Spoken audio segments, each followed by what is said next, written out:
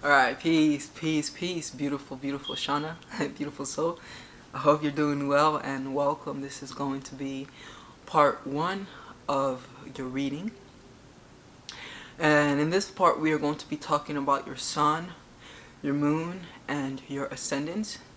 And even this part, I might end up breaking down. You feel what I'm saying?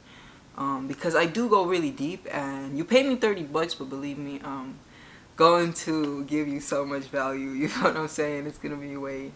Yeah, I hope you get what I'm trying to tell you. But anyways, let's get into it.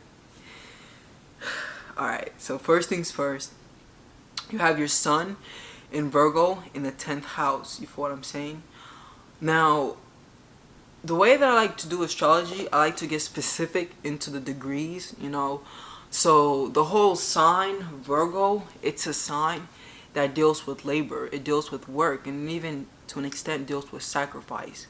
So Virgo is associated with like the tree of life and Adam and Eve eating from the tree of the tree of knowledge, and then eating from the tree of, well, let me put it like this. Virgo has to deal with the tree of knowledge of good and bad. You feel what I'm saying? And so the tree of knowledge of good and bad, it very much highlights and signifies like this world and the experiences that we go through within this world, in the sense that when we are one and unified with source before we separate from source, incarnate into this physical realm, you feel me, there really isn't duality. It's all like peace and harmony. You feel what I'm saying? And when people talk of angels playing like harps and things like that up there, they're really just talking about the harmonious nature of the celestial realm. You feel what I'm saying? But it's like when we descend into this lower realm, we start to experience duality. But it's like the reason we agree to experience duality is because through experiencing bad, you also grow a capacity to experience good. You feel what I'm saying? So it's like we go through all of these crazy, chaotic experiences because they give us opportunity to develop our character. Now, we were all born with a purpose, and this is our sole purpose. You feel what I'm saying? And so our mission, our goal, going through all of these lifetimes and hectic, crazy experiences within the lower realms, is to grow and to develop ourselves, into filling that mold which God prepared for us. I hope this makes sense. But yeah, so Virgo, it deals with like descending into the lower realm and experiencing hardship and going through, also going through trials and tribulation. You feel what I'm saying? Like when you think of Virgo, check this out. Virgo is ruled by Mercury, right? And Mercury is actually an air planet. It deals with the mind, it deals with the thoughts. You feel what I'm saying? And so Virgo is an earth sign. The earth deals with practicality, right? And so in so many ways, Virgo is a psycho-cybernetic sign. Psycho-cybernetics, I would highly recommend you getting into that book, especially as a Virgo.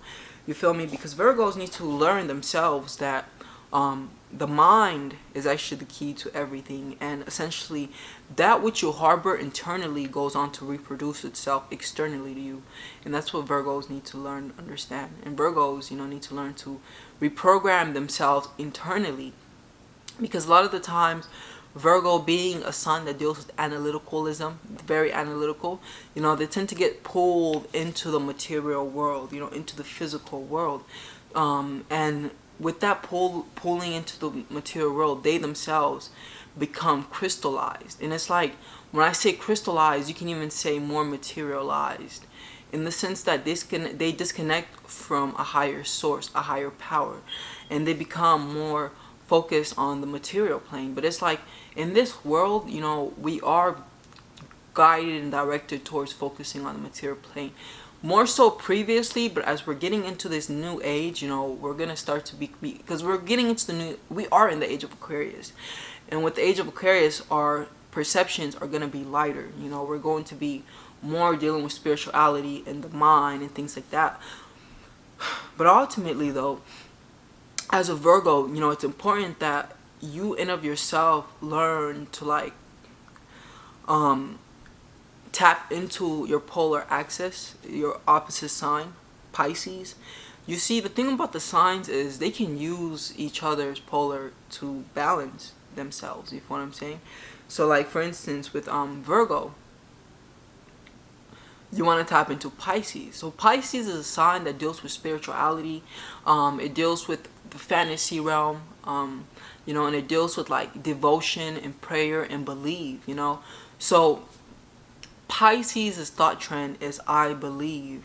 Meanwhile, Virgo's thought trend is I analyze. So Virgo is more like, in order for me to believe it, I need to see it. But then Pisces is like, I believe, I believe, I believe. And so Pisces is also a sign that may be delusional because of their tendency to get sucked into believing things without that concrete evidence that Virgo supplies. So that's how Pisces can benefit from Virgo. But Virgo can benefit from Pisces by understanding that there is a bigger picture, that there is a higher force, a higher power that is looking after you. You feel me? That wants to protect, provide, etc. for you, because you came from this source. But it's like as we descended into the lower realms, we got further and further and further and more disconnected. It's like you truly cannot be fully disconnected, but it's like the more earthly you are, the more you feel disconnected. And this is relevant because your moon is also in Capricorn, another earthly sign, and then your ascendant is in Scorpio. That's a water sign. It's a very spiritual sign. It's a sign that deals with mysticism, and Scorpios have the ability to reach the highest attainment spiritually, in the sense that they can attain high spiritual illumination and enlightenment. Because Scorpio deals with penetrating into the unknown and the unseen, and it's like Scorpio also rules sex. You feel what I'm saying? And it rules and the beautiful thing about sex is the fact that it is a spiritual activity, a spiritual tool, that assists us in tapping into the spiritual realm and then attracting to ourselves a soul which can then incarnate into this physical realm. You feel what I'm saying? It's like it takes the man and the woman to attract that soul, but then it's like it's the woman who gestates it. You feel what I'm saying, etc. But we don't need to get into that right now. We'll get into it later when we get into Virgo and Pisces. My bad, you're ascendant in Scorpio. But anyways, yeah, okay, so that was that. Now let's get into like technical details, you feel what I'm saying, about my notes and what I wrote down. Alright, so first things first, you feel what I'm saying. You have Virgo within the decan of experience, you feel me? And this decan of Virgo, it's the second decan. So think about the constellation this way. So the constellation is, they're 30 feet long, you feel what I'm saying? And within the constellation, it's a collection of stars, but in reality these stars are also divided into sub-stars. You feel me? So the whole Virgo star constellation is signified by the maiden. But then within, there are like trees within the Virgo constellation. Hercules is within the Virgo constellation. Boots, the cat, is within the, you know that cat, right, that they made that movie about. Disney did that. Boots. Disney makes a lot of movies about mythology. That's where they pull a lot of their stuff from, mythology. And mythology were like the old ancients, the ancient people looking at the stars and then making up stories so then they can better understand them. And so this decan which you were born within, the decan of experience, the ancients, the ancient astrologers, they put Hercules to signify this decan. So the story of Hercules is very relevant to you, to your energy. You feel me? You might have identified with Hercules. And so the story of Hercules, it goes, he was immortal. Ooh, it's so deep. He was immortal, right? He was a child of a god, you feel what I'm saying? As we all are childs of God. But holy crap, Pluto, Hades. I'm sorry, like things are just connected in my head right now as I'm thinking about this story. But anyways, so and then Pluto, which is actually even like esoterically speaking, the planet responsible for bringing the soul down here. Pluto represented as Hades, right? The dude with the flames. He sent his little demons, right? Because Pluto rules demons as well. To go and make Hercules mortal. right? And so then Hercules was mortal. He was found, you know, by he was found by like some children. My bad. You know the story, right? He was found by these two older people who couldn't have kids, but they continuously prayed. That's Pisces. But they continuously prayed, you know, to have the child. And so they got him. But I don't need to tell you the whole story. Let me just tell you the relevance, you know. So Hercules didn't fit in. You know, Virgo is a black sheep type of sign who typically doesn't fit in. You know, especially with you having that ascendant in Scorpio, odds of you fitting in are very slim. Like you don't really fit in. You probably your whole life like the black sheep. You feel what I'm saying? But ultimately, you know, once Hercules learned his heritage and he learned that he came from the gods, he wanted to return. But Zeus, his father, what the heck? Because Zeus is Jupiter. Anyways, Zeus, his father, you know, told him that he can't just return, but he has to prove himself worthy. You what I'm saying? And so he was given 12 tasks. He was given 12 different tasks, and each of these tasks represented one of the 12 zodiac signs as well. And so Hercules had to go through many different tasks, you know. And so you also see there that Hercules eventually became accomplished. Virgo also deals with accomplishment of the material world. You know, he became famous and he became accomplished and he had all this money, all this attention. Feel me? So Virgo is a sign that can be very accomplished. But specifically within this decan of Virgo, you attract a ample amount of different experiences to you. Kind of like how Hercules attracted all those different experiences to himself. You feel what I'm saying? And every single experience is intended to teach you something. Like another spiritual text that arrives from the Virgo energy is that, or is this Taurus? I apologize. It's either Taurus or Virgo, but both Taurus and Virgo are earth signs. But I think it's Virgo over Taurus. But anyways, you know, it is associated with Taurus, and that is that. I mean, it's also associated with Virgo, and that is that every single experience that we have in this physical realm can benefit the soul. You know, every single experience you have, whether it's good or whether it's bad, it can benefit the soul. But it's like a double-edged sword. You know, it can benefit the soul, but simultaneously it can put the soul in detriment. You feel what I'm saying? In the sense that and so this energy right here, it's really ultimately all about how you react to the experiences that you have. You feel what I'm saying? Because you see, the physical world cannot touch your soul, because your soul is influenced by settler emotion, more subtle forces, and these are forces dealing with your emotions and your thoughts. You feel what I'm saying? Emotions and your thoughts. So your soul is utilizing this physical body as like a vessel, you feel what I'm saying, to receive stimulation and to register consciousness. And then it's like once that consciousness is registered as emotion and thought, that consciousness can either be of a high vibration, and it can assist in building up the soul, just like we eat food to build up the physical body. You feel me? These emotions and thoughts can contribute to assisting the soul and build it up. Or they can be toxic sustainers for the soul to assimilate. You feel what I'm saying? Just like sometimes we eat things that are not good for us. You feel what I'm saying? I hope that that makes sense. So yeah, that's the cool thing about the Virgo energy. Now to get even more practical, you know, so Virgo is a sign that deals with the analyticalism. We talked about that.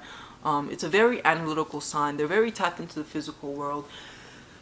And you know, Virgo, it deals with service. You know, within this realm, Virgos, they thrive their highest when they are of service, when they're working towards a noble cause, you know. And it's like, as a Virgo, the more you can detach yourself from the reward and get into just working because you know that it's good and that you know that it's going to contribute to the wellness and welfare of others, the more you will thrive.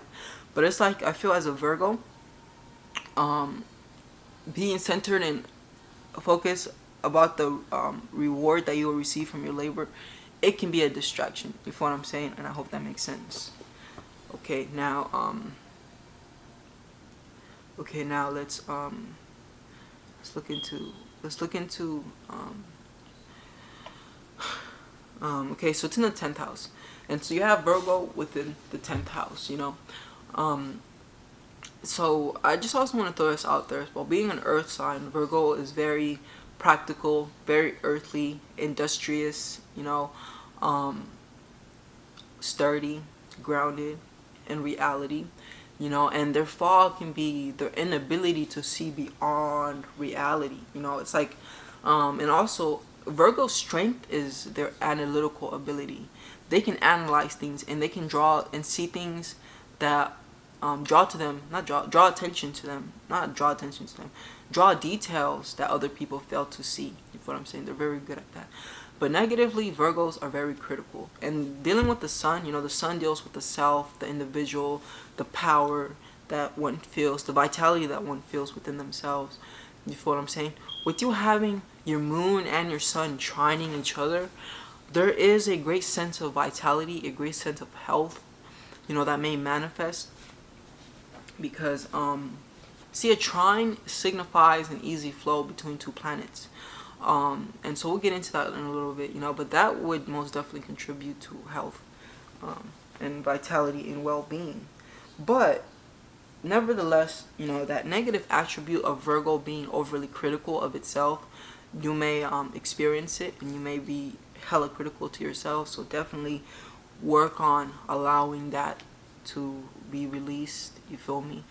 And we'll get more into it later. You feel what I'm saying? Because there's a lot to talk about here. Now, Virgo is in the 10th house. Your sun is in Virgo in the 10th house. Now, the 10th house is a house that deals with business. You feel what I'm saying? So, you either already have your business and it's successful, or, I wonder where your moon is. Okay. Yeah, you know, like, money is important to you, too. Like, you have like your moon in the 2nd house. You feel what I'm saying? You have your moon in Capricorn in the 2nd house. So money is something you bring a lot of energy into in the sense of reacting and responding to. Possessions in general are of great importance too. You feel what I'm saying?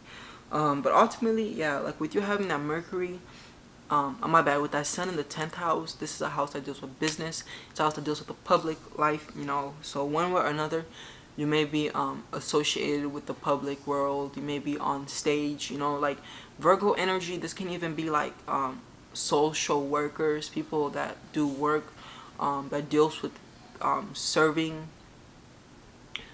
society. You feel what I'm saying? But yeah, you know, to say the least, like also like with your sun being here, the sun, like not the sun, but like the 10th house is the highest house. You know, it's the most elevated house. Being the most elevated house, you know, it's not elevated like the 9th house. The 9th house deals with the higher mind. It deals with philosophy. It deals with religions. You feel what I'm saying? The 10th house, it deals with like the public. It deals with being recognized, being seen, having status, credit for whatever reason, and having an ability to attract to oneself executive positions. You feel me? 10th house energy, these are the leaders. They're not so much like you probably do best when you're self-employed than when you're employed by others. When you put on the effort to work for yourself than when you do work for others. You feel what I'm saying? Like with the sun in the 10th house, this can even produce someone who has a big ass ego. You feel what I'm saying? But yeah, you know, so that's pretty much that. Now let's look at the aspect. So you have your sun trining your moon, right? So with your sun trining your moon, this is an easy flow between like the moon and the sun. Like this makes you a sort of individual who has great authenticity. You're authentic, you feel what I'm saying? So it's like the sun, it deals with what you externalize and express into the outside world. But then your moon, it deals with your inner world, your emotions, your reactions, and your instincts, you feel what I'm saying? Like your hidden agendas, technically, things that you don't really show the public. But it's like with your sun and your moon being harmonious with each other, like this can even produce harmony Because look, the moon, it deals with gestation. And gestation, right, it means like molding and developing. So it's like it deals with your childhood and how you were molded and developed. And so with the moon trining the sun, it's an indication that the conditions of your upbringing, they may not have been so rough on, like your parents, they may not have been bent and focused on trying to form you into their own image. Um, you feel what I'm saying? As a lot of parents try to do, but they may have just allowed you to be yourself authentically.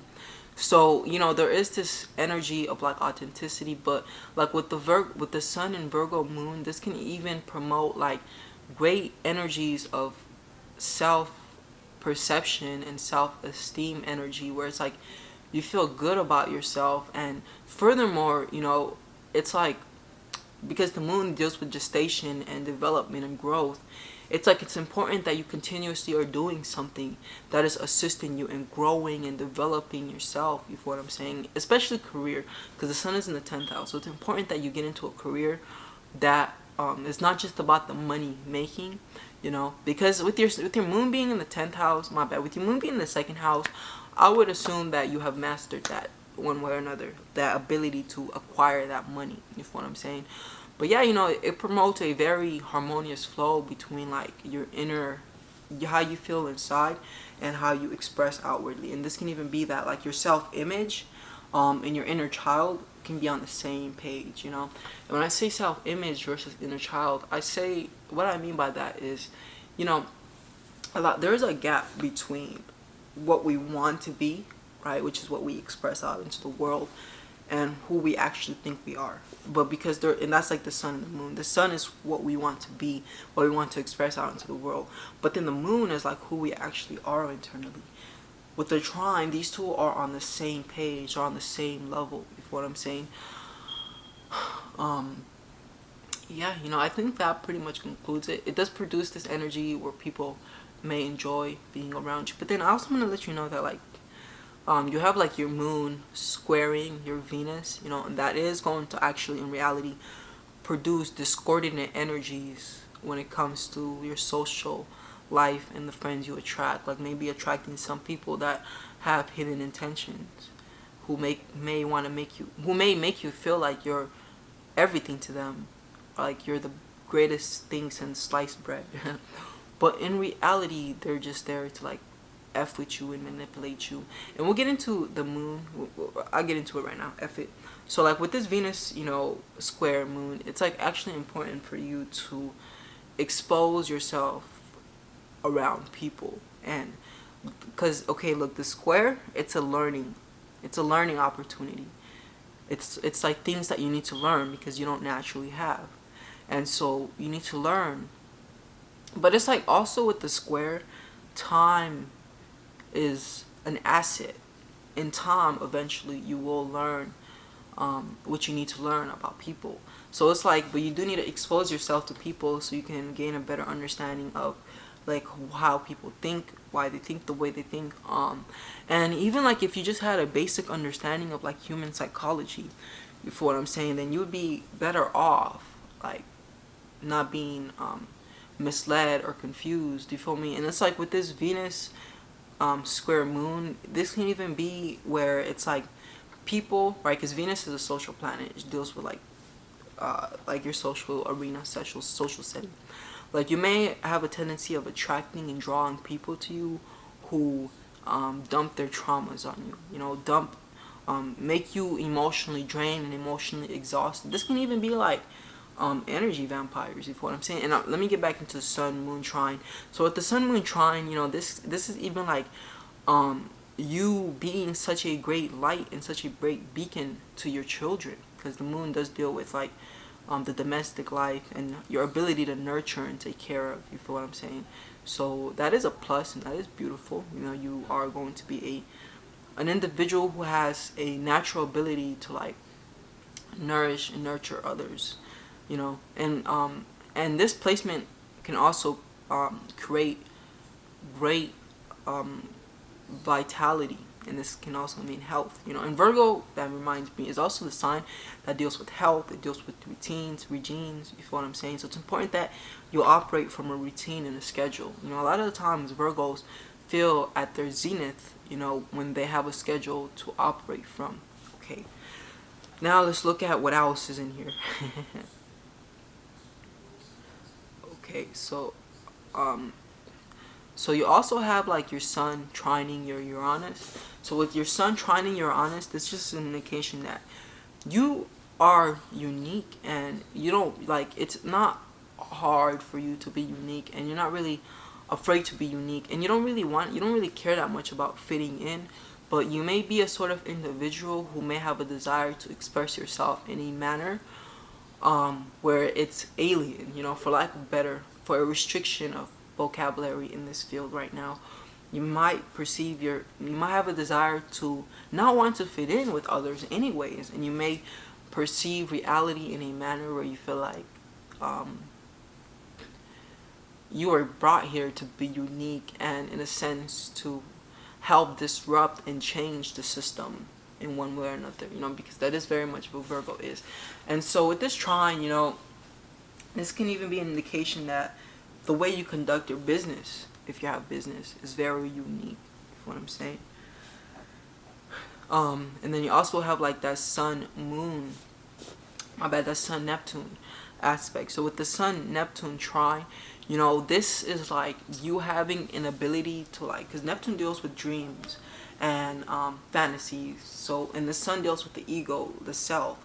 So this is like you having an ability to be attentive and aware of your dreams and your aspirations and the fantasies you want, but in a manner where you can see yourself attaining those things, living those things out, rather than being like delusioned, you feel what I'm saying, and not living in reality, but wanting fantasies, but then not knowing how to get to them. You feel what I'm saying? I hope that makes sense.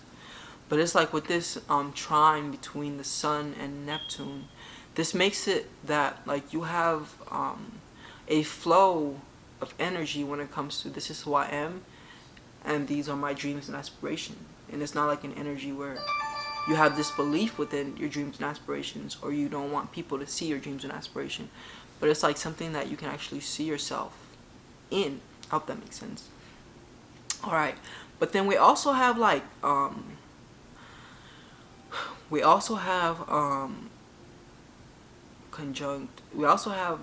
your sun conjunct your Mercury and your Jupiter.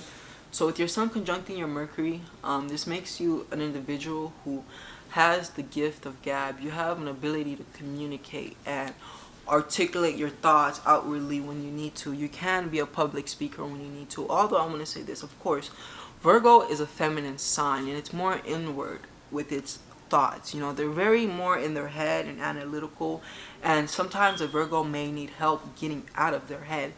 You feel me? But for the most part, though, with this Mercury Sun trine, because the Sun deals with what is brought attention to, you feel what I'm saying? And so your Mercury has attention to it, and Mercury is the planet of communication. So it's like when you need to be heard, it may be easier for you to get your points across than other people, you feel me? But you have an ability to express and articulate yourself in a manner where people can comprehend and people can hear you, you feel me? I hope that makes sense. Now, you also have like your sun trining your Jupiter. So Jupiter is the planet that deals with, I want to look at where your Jupiter is before I continue speaking, you feel what I'm saying? But yeah, so Jupiter is a planet that deals with it's a planet that deals with wisdom and knowledge that you received from your life experiences, you feel what I'm saying? I hope that makes sense. Alright, so you have Jupiter in Virgo. I kind of feared that you had Jupiter in Virgo, so that's why I had to check. And so when Jupiter goes into Virgo, you feel me, it in a sense becomes very critical. But we'll get into Jupiter later, you feel what I'm saying? Where it may, like, like looking at your placements here, let me see if there's something that would save you from atheism. Maybe your sun trine moon, because like it's so earthly, and I can see that you've gone through some things looking at your chart that like your north node. And then your north node is in like Sagittarius. So in this life, you are meant to get more spiritual and more philosophical and more religious. But when I say religious, just think of like what religion is intended for. Having a bridge to a higher power, a higher source. You feel what I'm saying? Yeah. But like actually experiencing that rather than just learning about it, actually having transcendental experiences of devotion, you feel me, where you're actually with God, and etc., etc. I hope that makes sense. But yeah, anyways, with like the Jupiter Sun conjunction, it actually does produce an energy where it's like you have an ability to, for yourself, pull from your past life experiences. And when I say past life experiences, I mean like this life. Like, that's what Jupiter is. Your past life. No. That was my speaker. I keep dropping my speaker. I hope it doesn't break, because I really like it, you know. Out of respect for the speaker, I'm going to pick it up. Give me a sec. You feel what I'm saying? I was going to play some music. You know, some like nice music to complement the reading. But I guess I'm not supposed to. It's okay. But yeah, you know, that's like the Jupiter Sun. But anyways, like the Sun deals with the ego, Jupiter deals with wisdom. So it's like you yourself aren't naive, but you have an ability to go through something and then know how to pull from it in a manner where it adds to you rather than you getting in a loop. You feel what I'm saying? And I hope that made sense to you. I really do. All right, and now to conclude, let's talk about oh,